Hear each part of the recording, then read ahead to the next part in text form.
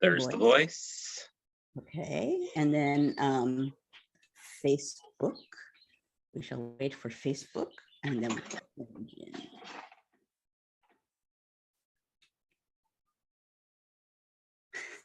Andy says next week, people will be walking around Grand Central with glasses askew. Like, I'm very okay, we are now on Facebook. Excellent. All right. Wonderful. Okay, so good morning to everyone and welcome to History Matters. And so does coffee, although I'm actually drinking tea today for no particular reason. But welcome. Today we are going to be talking about, as I suggested when I tweeted this out late as always yesterday on Twitter, morality in politics. And I think the title I said was Morality in Politics is Complicated, which it is. I'm actually going to use two documents today to talk about this because I was using them in a class recently, and they're kind of interesting next to each other, and they'll open us up to talk about a bigger issue. They're easily findable online. As a matter of fact, I just said that, and I'm like, at this moment, Kara Lee is like, at any rate, okay. So I will do that and then open it to a broader discussion. However, before I do that, I must turn to my partner in crime, Matt, who shall explain the rules of the game. And good morning, everybody. Always good to see you. The rules of the game are as follows. We encourage you to use chat.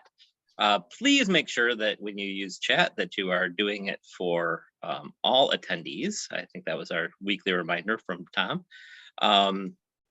But we do encourage you to use chat because we love seeing the conversation and love seeing all of the different tangents that go on, all the different ways that you guys engage in this community. And apologies to anybody on Facebook who doesn't get to see the chat because it is quite wonderful. But as always, if you do use the chat, please make sure to keep it family friendly and as germane to the conversation as you possibly can. If you do have questions for Joanne, please make sure that you put those in the Q&A. That's the easiest way to make sure that we don't miss something. Chat goes by quick, and so sometimes miss things, and that's why Q&A is the best way to make sure that we ask your questions. So please put those in there. And I only have 2 weeks to continue to make the threat, which is if you don't put in questions, Joanne is going to be stuck listening to me. Nobody wants that. Every time I say you are a silly person, but yes. And that is it for me. Thank you. Looking forward to a great day today. Wonderful. Okay, and so this is, okay, 88th. I looked twice and had to remind myself twice that this is our 88th episode. Why? Yeah, I know exactly. This is so crazy. 88th episode, which is amazing and weird, and we never thought in a million years that we would still be doing this and that we would have this amazing History Matters community along with us for the ride. Okay, so off to today's topic. Let me see here. Yeah, there we go. Okay, so today's topic. So morality in politics. There was actually no, oops, let me turn off chat as always, because then I'm going to pay attention to you guys and forget what I'm saying. Okay, that's better. So the topic did not actually come to mind. Sometimes my topics are brought on by some very specific thing that happened in the last week. In this case, it really wasn't so much as a kind of general haze of questions about morality in politics that has been floating around for a number of years. And so in my class that I taught, I teach a class, an undergraduate seminar called The Age of Jefferson and Hamilton, or The Age of Hamilton and Jefferson. I always forget which one I put first, but regardless. And it's taught all with primary materials, all with the letters of Hamilton and Jefferson, and I pair them thematically so that we can look at broader issues. So the last class of that class was Wednesday, this past Wednesday. And I always say to my students, today we kill Hamilton. It's rather dramatic. But what we really look at in that last class is political, in one way or another, political ethics. And by that, I don't mean something very lofty, but I really mean doing things that you know are wrong, acknowledging that they might be wrong and doing them anyway. And what does that suggest about these people, but then more generally about politics? So it dawned on me that these two particular documents, I use more than two, but there are two particular documents that match up against each other in an interesting way. And one is a Hamilton document and one is a Jefferson document, because I'm being fair, I'm not taking sides, in which both men are essentially saying, this isn't quite right, but I think it's right for now. And if it's not right, well then, ... So that's what I want to start with, is looking at these documents. Interestingly, both of them are, Hamilton's is just before the election of 1800. Jefferson's, I believe, is just after his presidency. And in Hamilton's case, he's right in the middle of something and suggesting something that's less than ideal. Jefferson is being asked questions about why he did certain things, and he's trying to explain. But I want to talk about them, and then we could go back and talk about what it suggests. In Hamilton's case, and this document, I reread it this morning, and some parts of it were striking in today's political climate. Hamilton's letter is a letter that he writes to John Jay on May 7th, 1800, looking ahead to that fall's presidential election. And of course, what he's thinking, John Jay at that point is the governor of New York. Hamilton's looking ahead to the election of 1800, and in his mind, it's like, Jefferson as president, no, right? We aren't at the point yet where we know anything about our tie or our Aaron Burr. So he comes up with a plan that he sends along to John Jay, and then he has to explain and justify the plan. So I'm going to read a little bit about what he says to Jay. He starts out by saying, we basically lost the election in New York City. He's talking about legislative election and congressional elections and other such things, basically suggesting that the Federalists are declining and that Republicans are gaining more and more power in New York. So then he says, the moral certainty, therefore, is that there will be an anti-federal or Jeffersonian Republican majority in the ensuing legislature, New York legislature. And this very high probability is that this will bring Jefferson into the chief magistracy, unless it be prevented by the measure which I shall now submit to your consideration. He's slowly heading into the runway here, namely, the immediate calling together of the existing legislature. I am aware that there are weighty objections to the measure. So he's basically saying the next legislature is going to be not friendly to our cause. So let's choose electors with the current legislature, the one that's more on our side, the one that will choose the electors we want, right? That's basically what he just said. Like, the people have voted in the legislature that under normal circumstances, that means they voted in the people who will be choosing electors. Let's ignore that and stay with where we are. I am aware that there are weighty objections to the measure, but the reasons for it appear to me to outweigh the objections. And in times like these in which we live, it will not do to be over scrupulous. It is easy to sacrifice the substantial interests of society by a strict adherence to ordinary rules. In observing this, I shall not be supposed to mean that anything ought to be done which integrity will forbid, but merely that the scruples of delicacy and propriety, he's really threading a needle here, as relative to a common course of things, ought to yield to the extraordinary nature of the crisis. They ought not to hinder the taking of a legal underlined and constitutional underlined step to prevent an atheist underlined in religion and a fanatic underlined in politics from getting possession of the helm of the state. And then he goes on and continues to find a variety of ways to justify this. He then says, if done, the motive ought to be frankly avowed. In your communication to the legislature, they ought to be told that temporary circumstances had rendered it probable that without their interposition, the executive authority of the general government would be transferred to hands hostile to the system heretofore pursued with so much success and dangerous to the peace, happiness, and order of the country, that under this impression from facts convincing to your own mind, you had thought it your duty to give the existing legislature an opportunity of deliberating whether it would not be proper to interpose and endeavor to prevent so great an evil by referring the choice of electors to the people, distributed into districts. And then this last paragraph I'll read, and then I'll move on to Jefferson because it's striking.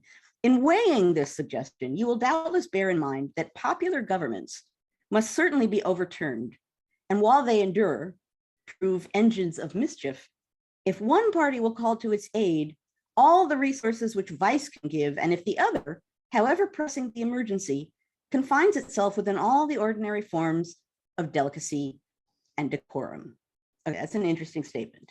So there we have Hamilton writing to Jay saying, call the legislature now. I know that's not normal, but you could do it. He goes on and says, it could happen in just a matter of 3 weeks. And you could have them talk about choosing electors, and that will save New York, and that will save the election. And it's not really wrong. I mean, it's constitutional, right? And it's, even if it is wrong, it's sort of justified by the crisis at hand. And the other guys are doing bad things. So how can we not do bad things, right? So he's like, every excuse he can find, he's throwing into this letter as to why doing something not quite right, that he knows is not quite right, should be done. John Jay, to his credit, and he's always this sort of sane voice amidst a lot of people who are not being sane at that particular moment. He writes on the bottom of the letter something like, for partisan purposes, and it is not appropriate to do, or something. That's not his wording, but basically he says, yeah, no, this, no. Okay, so bear that in mind. We turn to TJ, we turn to Jefferson. In Jefferson's case, we're now talking, that was in 1800, now we're in 1810. And someone has written to him and is asking him to explain some of his actions as president. And how he made certain decisions, which in the mind of this particular writer seemed to him to be questionable. So I'm going to read, he's Jefferson, so he writes an extremely long letter. Hamilton is like, bang, here you go. Jefferson has thoughts. But here is a little bit of what he says.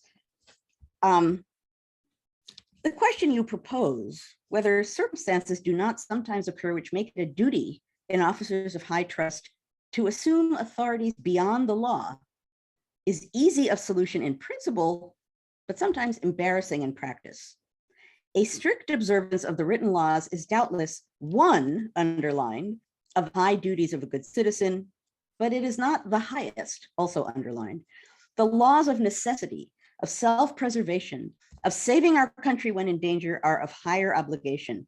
To lose our country by a scrupulous adherence to written law, and that's the same word Hamilton uses, right? Scrupulous, scruples, would be to lose the law itself with life, liberty, property, and all those who are enjoying them with us, thus absurdly sacrificing the end to the means. He then goes on, and I love this, to show several examples when George Washington did things that were kind of wrong, but for the right reasons, and they ended up well. And he, for example, says when Washington besieged Yorktown, he leveled the suburbs, feeling that the laws of property must be postponed to the safety of the nation, right? So I love the fact that Jefferson's like, okay, to make my point that sometimes you have to do things that are wrong, I'm playing the Washington card, right? Like, we all trust Washington. We don't think he would do anything for dubious reasons. So here are 3 or 4 examples from during the Revolution when he did things that were not quite right, and yet it was for the general good. Always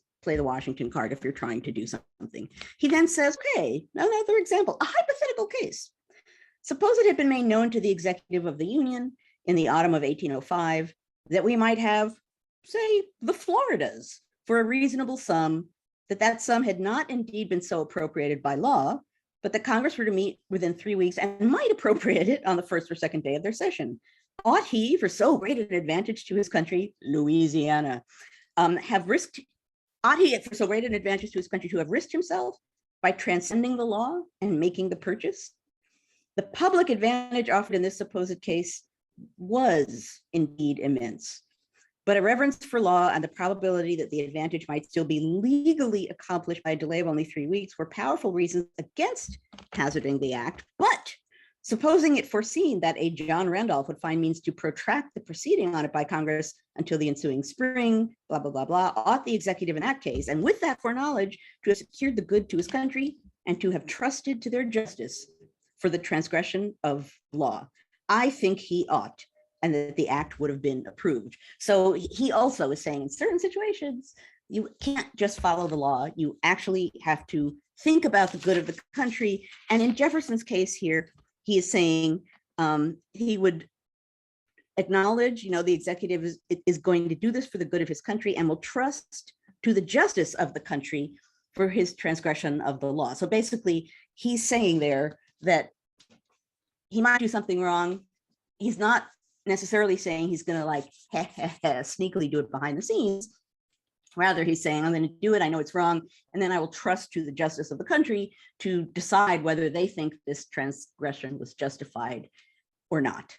And obviously, in his mind, Jefferson is always so firmly convinced that the public is with him and he represents the people. He would assume that if he turned to the mercy of the people, that the people probably would assume that it was correct. But regardless, both men are saying something really interesting in those letters. They're both saying that, the law, really important, Constitution, all this stuff, very important. But there are situations in which those things might be superseded, in which maybe survival or crises or dangers push you to have to do something that might not under normal circumstances be acceptable. Now, I think during most political crises, some of that falls into play, right? And I think sometimes those kinds of decisions, if there's a scale of, on the up and up and sneaky, sometimes on that spectrum, things move a little bit, they're probably in the middle, right? So people think there's a crisis and we have to basically, if not violate the law, sort of potentially violate the law.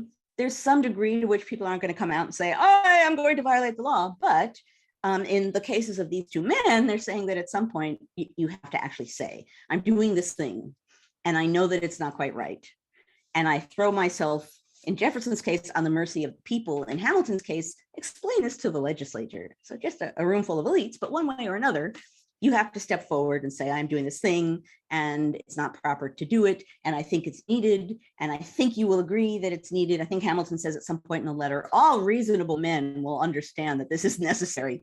So Jefferson always turns to people because he assumes they're always with him. Hamilton assumes any reasonable elite man will agree with him politically by definition. And if someone doesn't agree with him, he is not reasonable. So basically Hamilton too is assuming I'll throw myself on the mercy of the people who are likely to agree with me. My larger point here is that in one way or another, they're both saying sometimes it's okay to do things in one way or another are unlawful. They're both very carefully trying to draw a line as to when that's allowable and when it isn't. They're acknowledging that the things that they're suggesting are wrong. Hamilton very carefully says it's legal, it's constitutional, and then doesn't say the other half of that sentence, which is it's just not quite right. Like it's not something that people should normally do.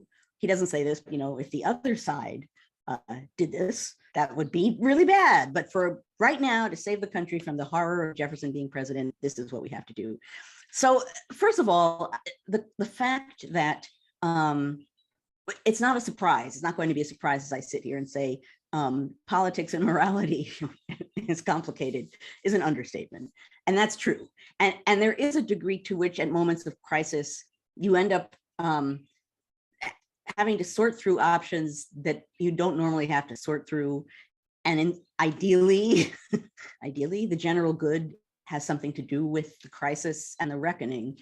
The part I want to focus on here, though, is not the fact that morality can be slippery, that politics can confuse issues of morality, that there's a spectrum of things, moral and immoral and justifiable and not justifiable. The part that I want to focus on is the part that sort of underlies what both men say after acknowledging that sometimes you just got to go for the gusto and ignore what's supposed to be done. They both say in one way or another, you have to be accountable for it. You have to, in Hamilton's case, be very straightforward to the legislature, he says to Jay. Tell them exactly, what you're doing. Tell them, here's why we're doing it, and then let them decide what they want to do. Be straightforward with it. Hamilton's very confident that that Federalist-based New York legislature is going to be like, oh no, not Jefferson for president, and travel along in his path. Jefferson too is saying, Congress wasn't in session. If Congress got in session, it might be delayed. This wonderful purchase of the Floridas, plus Louisiana, that purchase might be jeopardized by not doing it immediately, despite the fact that the president did not have authority. So the president should do it and then turn to the country and allow them to judge the transgression. So the important part of the equation here, the point I'm making, is not that sometimes morality suffers in politics. You don't need me on a Friday morning to stand here and say that to you. You don't need me either to be here on a Friday morning and say, sometimes that kind of risk or sin, or whatever you want to call it, is more justifiable than others. The larger point I'm making here is that the other half of that equation is vital, and that's accountability. So it's one thing to say, and you might be very wrong, right? It's one thing to say there's a crisis and that justifies this. Maybe to other people, there's not a crisis. Maybe the crisis doesn't justify it. There are all kinds of ways in which we can hedge in that statement.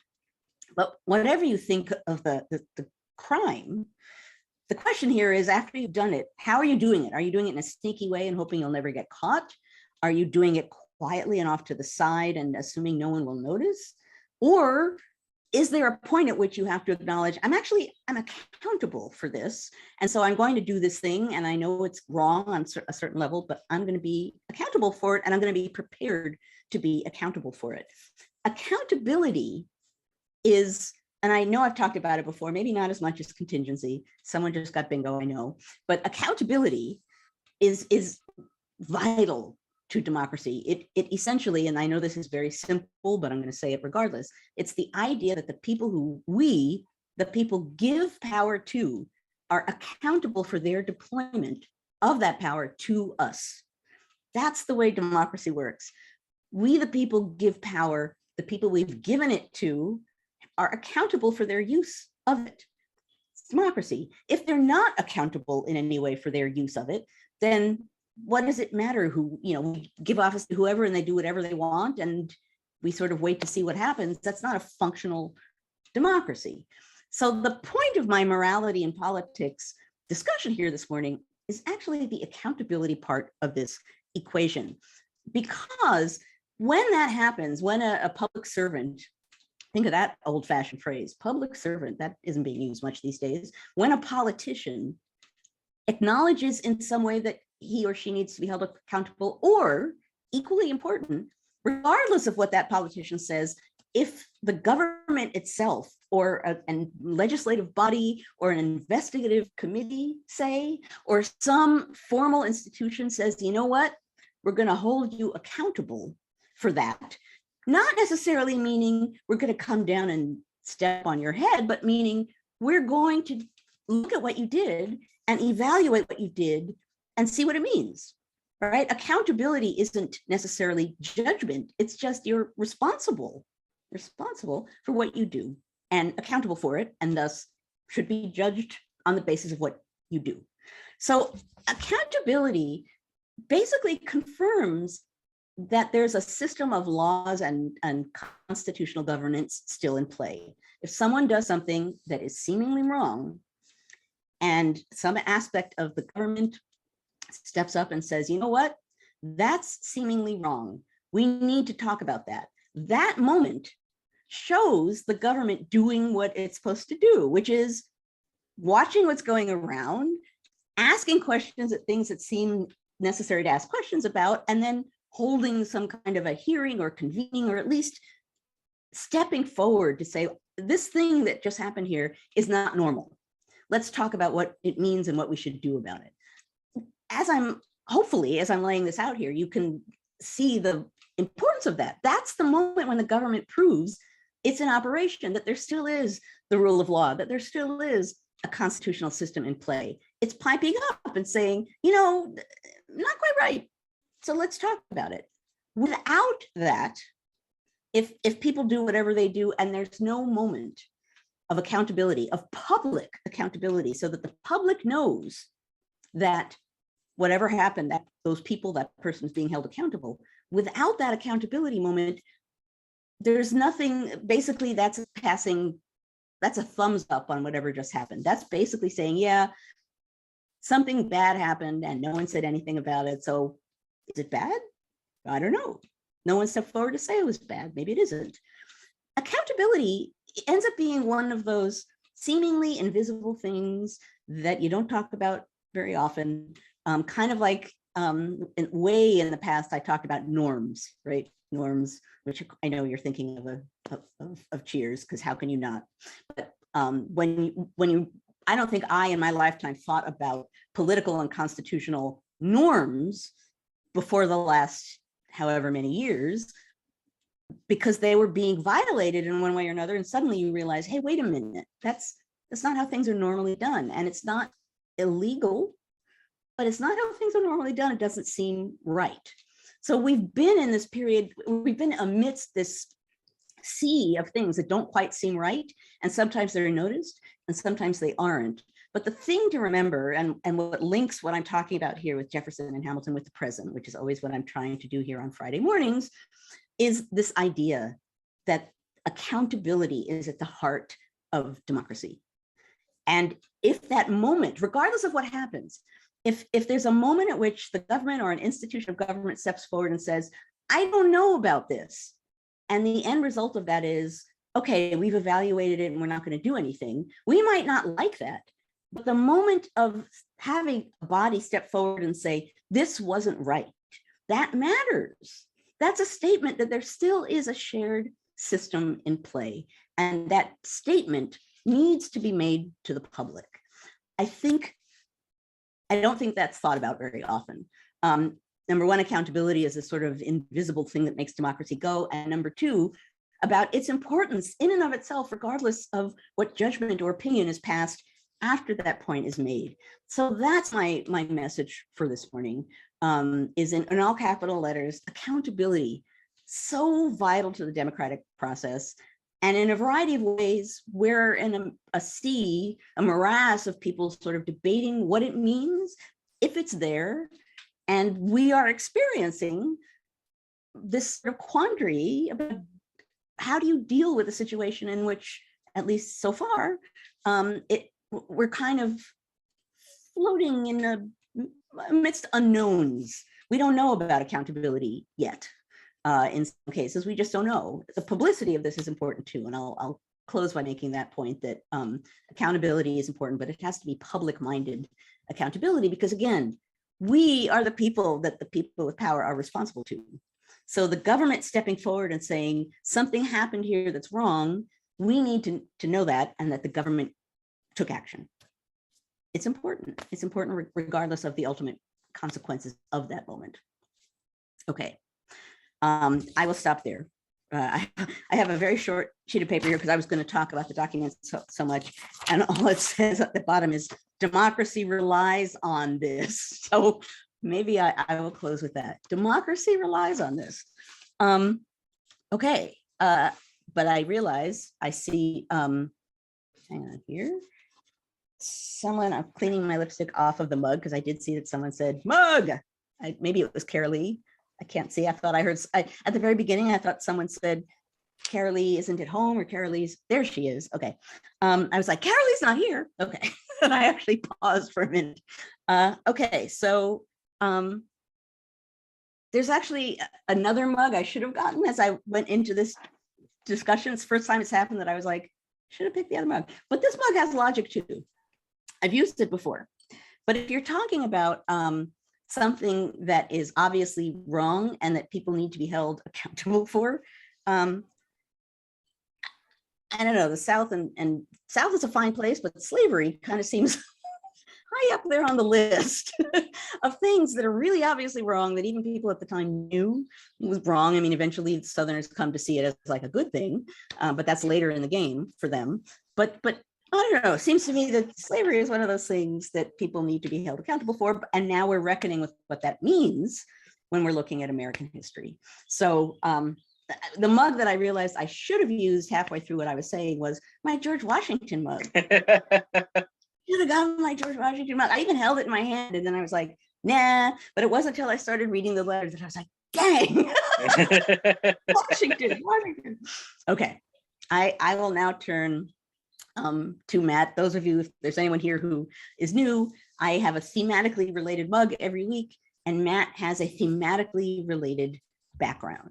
Yes, and inspired by your tweet last night, when you said, when you know you're doing something wrong, and somebody got this, obviously, this is an easier one, and I also had a moment today, I'll tell you about that in a second, Joanne, but yeah, so somebody got this. This is, of course, the Nixon Library and Museum, and is there a more apropos version of a modern political figure who knew he was doing something wrong but did it anyway?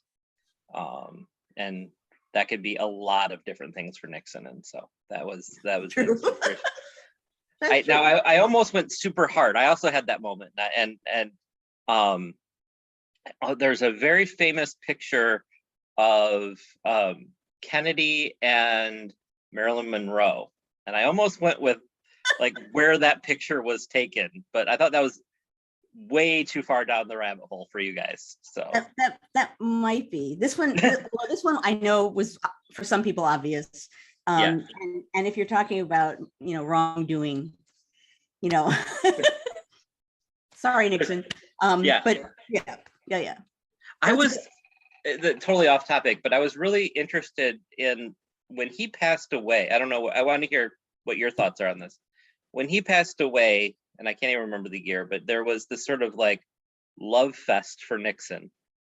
Do you remember this? Where that completely rewrote his political life, and Reagan to a certain extent when he passed away too. But I don't know. What are you? Do you find this sort of interesting? Well, it almost predictable, right? Because someone passes away, and then and to some degree, if they're passing away, ideally they're older, so people are being nostalgic about some other time when they're painting that person's past life in a different way and sort of obscuring the things that maybe were prominent when that person was in their active part of their life.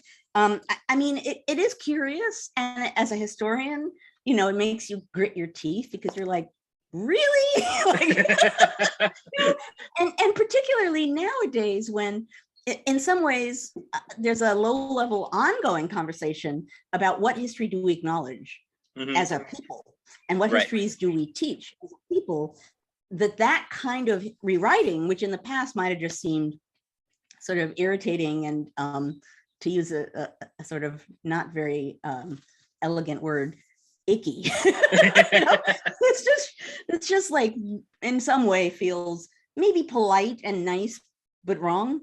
At this moment in time, there's like an edge to that kind of rewriting, because you realize the degree to which it isn't just a matter of being nice to a person who passed, but it can actually be the rewriting of our history with an agenda, with a purpose, and that becomes risky. With the proliferation of media now, it feels like very Big Brother-ish too. Right. To start framing what's the record? What is the record going to be? And it gets to this. I know we're like haven't quite opened to questions yet, but this is a really good question. It gets to this idea, the statement that people make all the time: history will judge. History will judge. Maybe. Maybe. I mean, personally, I like to believe that ultimately there'll be historians who come along and are like, I'm digging and I found evidence, and here you go. This is what really happened. But if we see the rewriting of history all the time, what history means is a good question. Does history mean historians will judge and thus that will become a part of our history? Or does history mean what we all think and realize? And that's a different question. That's an important question. So. Well, we should turn to real questions, although because I think you and I could dominate the next 22 minutes with that conversation. So I will move on to what our audience wants to know, and we'll start with Dale with a great question, which is: in the early republic, did politicians do things that they knew were unlawful and then throw it to the courts to decide? Interesting. Let me think about that for a moment. I will do jazz hands while you think. Thank you. I think we've had the momentary jazz hands. I haven't done jazz hands in a while, so I really appreciate that. I really appreciate my tribute to Sondheim. Although that's jazz hands is not. No, I know. So theater in general. Theater in general. A glitter top hat, something like that. That's right. I mean, so let me put it this way. There's certainly moments that we're in the middle of a whole bunch of them when people do things that they know are wrong, and then they assume it's going to go to the Supreme Court, and that's what they want. Mm-hmm. Right? It's like, yeah, okay. We know this is unconstitutional. Let's throw it to the Supreme Court and see what they say, because if they like it, then it suddenly becomes constitutional in a way. So right. We're watching the politics of that at the moment to an extreme degree. So in some ways now, particularly that's true, but I think historically speaking, and again, the sort of fine line we're treading here in some cases is going to be things that politicians might do, public-minded things that they're doing in office, officially speaking, and or things that they're doing that it matters that they're doing as public figures, but that aren't quite as sort of formally government actions. If you see what I mean, there's a little bit of murkiness there, but the short answer is that in one way or another, if you allow for all the murkiness, then yeah, to some degree that's true. I mean, a really minor example of that is in all the stuff I write about, the violence and such, dueling and canings on the street and that kind of behavior. I mean, people knew that kind of stuff legally is a little fishy, that it's not quite right. And they did it because honor demanded it. And then they sort of waited to see if this was going to be something that ended up in a court. And that would be debated, right? And they banked on the fact that it wouldn't be brought to court because, of course, this is what we do. But that was something that was always discussed. So, for example, after Preston Brooks of South Carolina, Representative Kane's abolitionist Senator Charles Sumner in the Senate, and there's a committee named an investigative committee, and they go away and debate what to do. Some of the committee says, you know what, this is for the courts. We actually shouldn't have anything to do with this. This is a court thing. Let the courts decide. Other people say, what? Did you just see what just happened? And in the end, the committee never comes up with one absolute recommendation of what to do. So yeah, sometimes that happens, but it's a, are people hoping it goes to the court, hoping it doesn't go to the court, bringing it to the court even though it maybe doesn't belong there? We see a lot of that today too, right? That people are like, you can't do that, and then the court says, yeah, it's totally actually legal. But nice try. The courts are, again, not a surprising statement, they are a reckoning body. They are a sort of, what does accountability at this moment mean body. And kind of related to what I just said, if something is taken to the courts, even if it's a pointless suit of some kind, the fact that that happens is important. It might be a waste of people's time and a delaying gesture, and whatever the things are about it that you might not like are bad, and we can acknowledge that we don't like them. But the fact that that happens is also at least an acknowledgement of a functioning system on some level. People actually acknowledging the rule of law. Right. So that actually, I think, leads into Tom's question really nicely. Tom says, or asks, both letters that you used as examples today seem to exhibit the belief by their authors that the ends justify the means, but with a lack of a moral compass. Is that your take, or did you have another take that you wanted to convey? Say that again. Sure. Both letters used as examples today seem to exhibit the belief by their authors that the ends justify the means, but with a lack of a moral compass. Was that your take? Well, they are sort of saying, right, that the ends in their case, in both cases, like the survival of the nation, justify what they're doing. I don't know if I'd say they lack a moral compass, because they both very clearly know that what they're doing is wrong. They're both trying really hard to explain why they're doing something wrong. I think they are, in a sense, saying the end justifies the means, but then they're saying, and that given, I then give responsibility for that to others to decide what they want to do, which in part is a sort of, like I did the thing I thought needed to be done. I know it wasn't right, but other people will have to call me on it.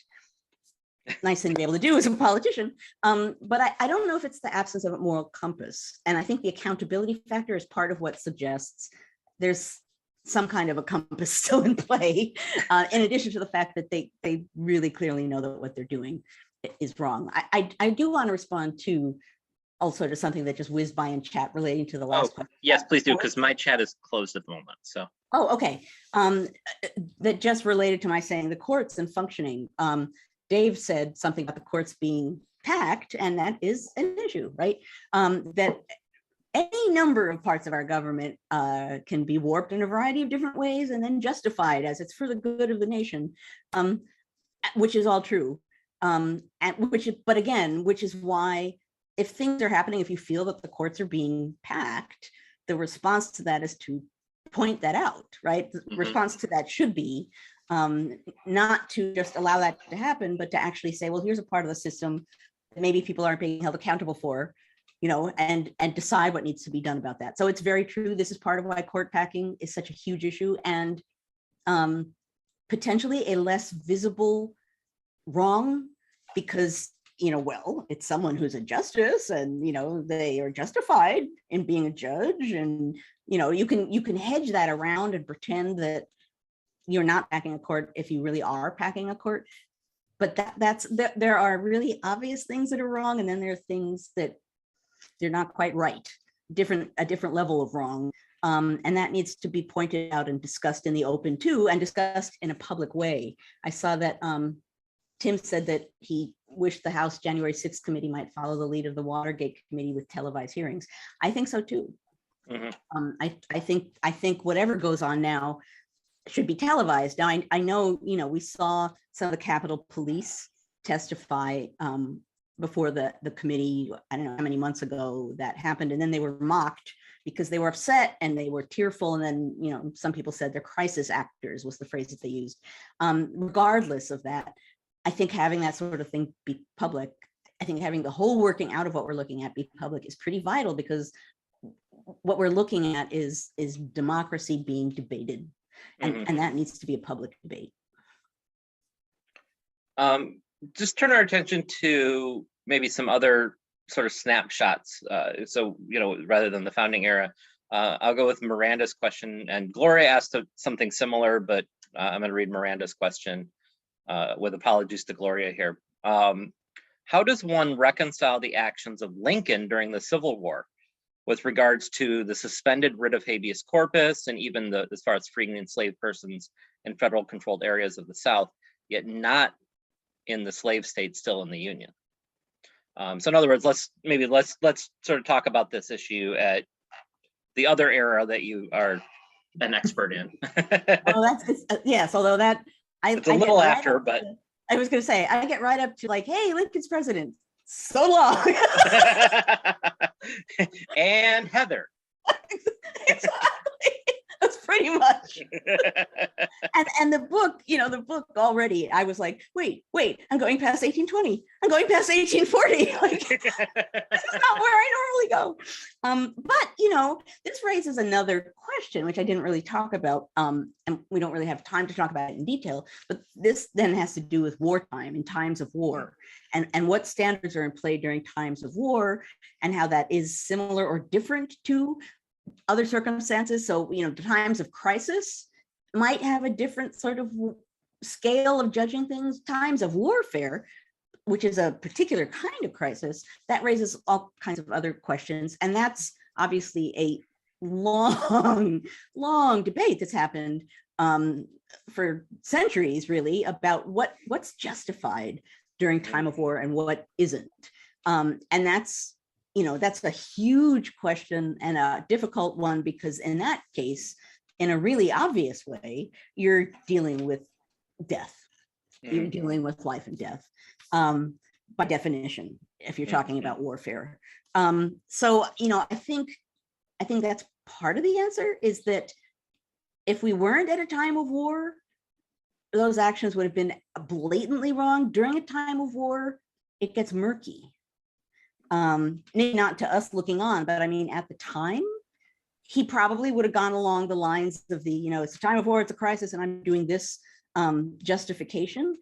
If Hamilton wrote that letter to Jay in the middle of a war and said, if we're in the middle of fighting now and you need to do this, or this new body is going to destroy the army because they've all sworn that they don't like armies and they're going to take it apart at a moment when we're in war, it would actually have a slightly different feel to it, right? I don't know if I would necessarily still say, yay, Hamilton, but still, that would sort of change the calculation of it a little bit. So that's part of what I would throw into the Lincoln situation.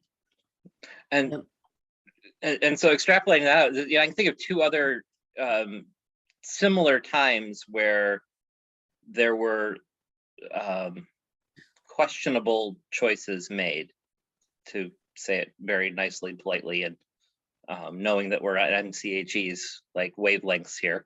And the two I'm thinking of is, of course, the internment of Japanese Americans during World War II, and then the effects of the Patriot Act after the attack on 9/11.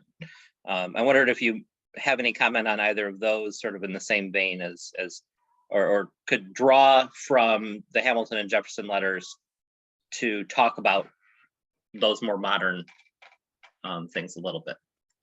I'd be really interested to hear what you think. Yeah, I mean, just in a general kind of a way, like Japanese internment that is obviously wrong. The part that I'm interested in, and the part that I feel during war, it's hard for me. I mean, I would have thought it was wrong during war too. That becomes complicated after the war. That's part of why it becomes hyper important to justify, to acknowledge what happened, to publicly acknowledge that it happened, and publicly acknowledge that it was wrong, to step forward and basically take accountability for it, as in part as a way to say, that's not our system. Like, that's not how we're supposed to operate. When that doesn't happen, then it's left sort of existing there in acceptability space. And I think that's a problem. Yeah. I think the public nature of a lot of this stuff really matters. And I think, we have like a handful of minutes left. Throw slavery into this equation.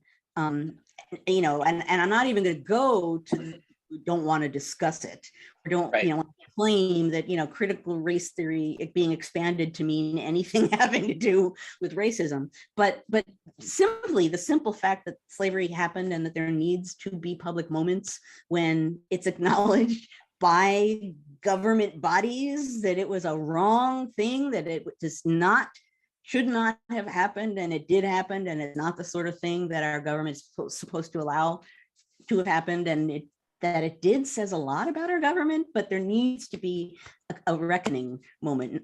There's a whole bunch of other things that we might need too, but that in and of itself has an importance, even though formally speaking it doesn't do anything. I think in a democracy you need to step forward and acknowledge the working and boundaries and guardrails of that democracy when they're in question. I think you have to say, this is how things are supposed to go. You can then decide what you want to do at any given moment, but losing the "this is how things are supposed to go" component here, you can see how easy that is to happen given all of the chaos of today. And then that becomes dangerous because people forget that the supposed part of the equation. And then who knows where we end up. Well, I'm going to steal a line from the musical Hamilton here and say, can we get back to politics? Since we're talking about Jefferson anyway today. This accountability issue, and there's a couple questions about this idea of accountability. You were just talking about it. I think it's really important to touch on this. So I'm going to go with Dave's question first, which is, accountable to who? In other words, how do we judge who people should be accountable to in these moments, right? And he asks the voters in the next election, fellow legislatures, the Supreme Court, is it after the fact? After the fact, how does the person who crosses the line pay the price for taking the action? Is his question. And so accountable to who, I think is a good way to start this. I mean, I think accountability writ large. Mm-hmm. I think accountable to, and again, it depends on the action. If it's a public figure who did something, or a legislative body or something that did something that obviously is wrong and it happened, and now you're talking about who they should be accountable to, I think that's a multi-level answer. This is a very historian answer, right? Well, it's complicated. There's three answers to that question. But I think on the one hand, on the most basic level, if you've done that in a public office, you're accountable to the American people for acknowledging you did something that basically violates their rights, because they are the ones who are supposed to hold the reins of power ultimately about who has power and who doesn't have power. So you're certainly accountable to the American people, which is why televising things and making things public is really important. You're also accountable to the government, which can weigh in and say, and has to in one way or another, this was wrong. Like, this was wrong. This was wrong in all of these ways. We can now debate what to do about it, but we're going to step forward and say it was wrong. That's still, the American people are involved in that equation, but it's also more formal. As far as being accountable to voters, I guess that's an and. Well, of course, if you're accountable to the American people, then that's going to affect your next election. You can complicate that further and say, your base. Now that we all talk about your base, being accountable to your base. Being accountable to your base might involve, in your mind, not being accountable for what you did to a broader public. And that's a problem, right? Because people in public, particularly, presidents, are not only playing to a base. They're presidents of the United States, not presidents to the people who agree with me in the United States. And so, actually that gets back to both what Jefferson and Hamilton said, the common good. Right, that of course in their mind, particularly in Hamilton's mind, the common good is Federalists. But still, at least on a certain level, that's what they're supposedly aiming towards. Well, two more questions about accountability. We have just enough time to get to them. So Heather's question is about how the politics surrounding McConnell refusing to confirm Obama's Supreme Court nominee, and then racing through to get Amy Coney Barrett on the court. Another historical example from perhaps the other side might be the FDR's packing of the Supreme Court, to expand the Supreme Court. Her question is, do you feel there is sufficient or any accountability for those kind of actions? What accountability would have been most appropriate in those cases? And I might actually sort of expand this question just a little bit, which is, how does the politics of the moment play into this issue of accountability? Right, which is a really good question, because my initial gut response was, when you look at something about not allowing Obama to appoint a Supreme Court justice, or rushing through a Supreme Court appointee, in both cases. My gut response is, people in the government itself need to stand up and acknowledge that's not the way things work, right? In the times that we're in, that are so polarized,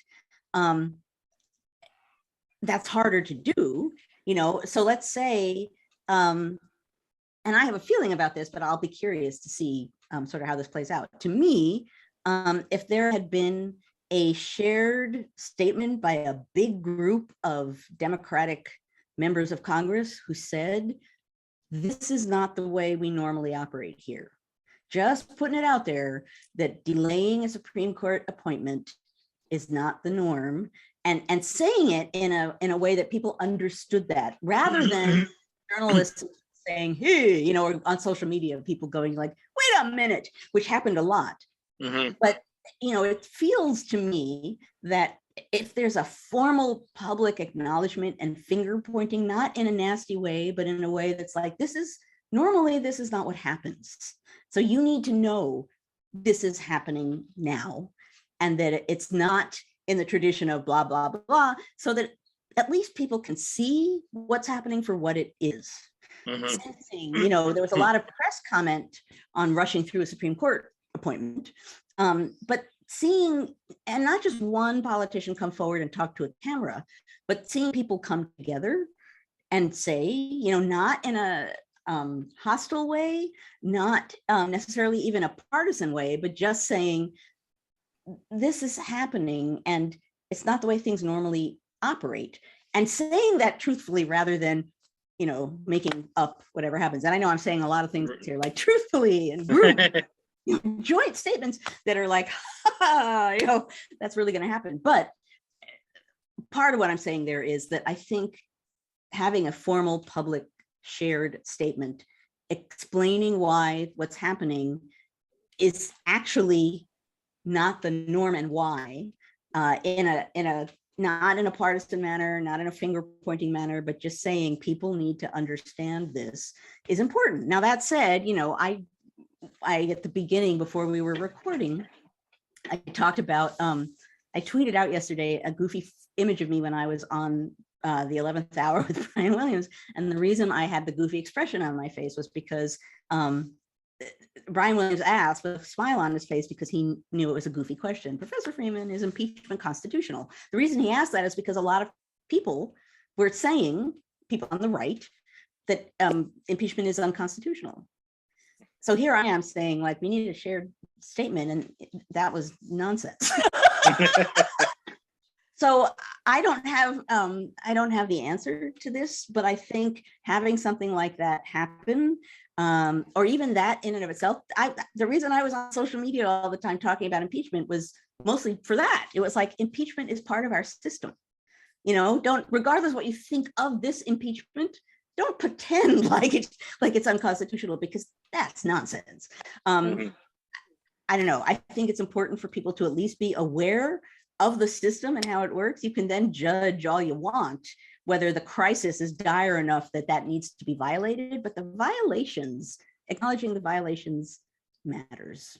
And I think we live in a time when I don't know how to resolve that, given fake news and people making up evidence and social media operating faster than truth could travel. I mean, I don't know how to deal with this challenge in this time, but I will acknowledge it's pretty vital.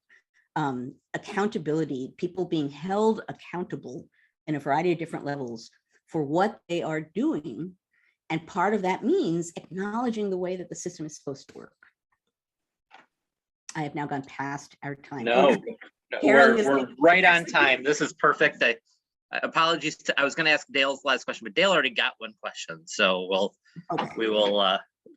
end for today. I'll just say thank you to everybody. Thank you for your questions. It was great questions as usual, and you make my life really easy when you ask those kind of questions. So thank you, everybody. And I will say, as I always say, thank you all for coming and engaging in this conversation on a Friday morning. It matters.